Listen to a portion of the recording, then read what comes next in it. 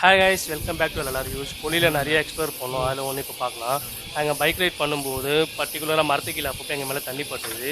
அது இல்லாமல் பார்த்தீங்கன்னா மழை பெய்கிற மாதிரி ஒரு எஃபெக்ட். சரி, இது நாங்கள் இருக்கிற லோக்கல்கிட்ட கேட்டப்பலாம் சொன்னாங்க அது நுரப்பூச்சி மரத்தோட சத்தெல்லாம் சாப்பிட்டு எச்ச துப்போம்.